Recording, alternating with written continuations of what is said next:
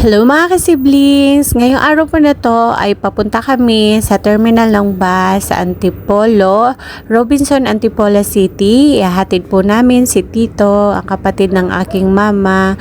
Ayan, kasalukuyan po siya kasi nakatira sa akin. So ngayon po ay pauwi na po siya ng Bicol.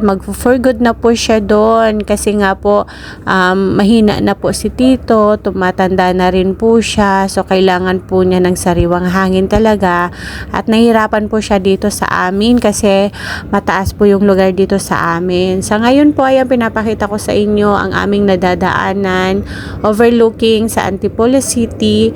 Ayan po, sariwang hangin, maraming puno, ang sarap sa mata, 'di ba? Green na green pa siya. So yan po yung hinahanap ng mga Manilenyo, 'di ba? Kasi puro building. Dito naman po sa Antipolo puro puno. Ayan.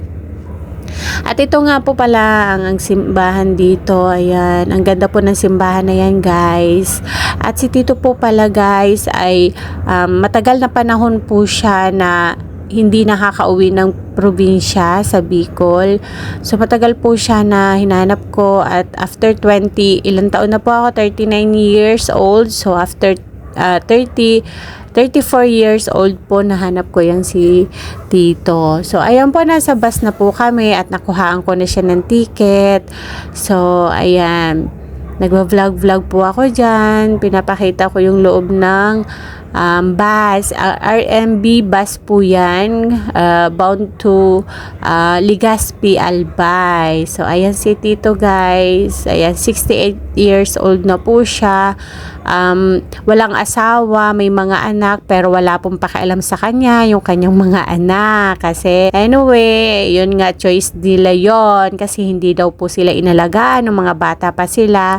Pero 'di ba, pag magulang, kahit ano sama ng magulang yan. So, sana mapag-isip-isip ng mga anak niya na habang buhay pa yung kanilang tatay, sana makita man lang nila. Kasi, simula po pagkabata, hindi po nila yan nakita. Ito, nagpagala-gala po yan dito sa Marikina, sa Antipolo.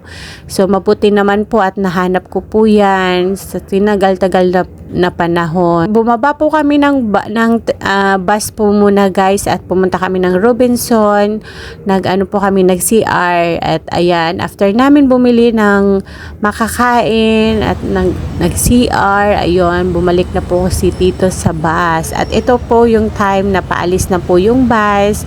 Bye-bye, Tito. Ayan, see you po sa April, sa first year anniversary ni Papa. So, makikita pa rin po tayo dyan.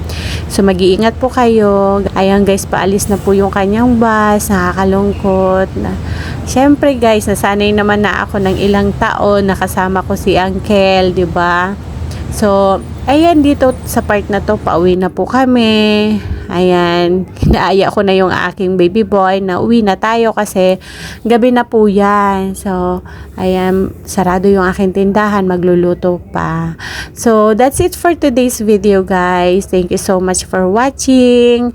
This is 7 Siblings Pastor Nate, your Ate Trisha. Please subscribe my channel and share this video. Maraming salamat.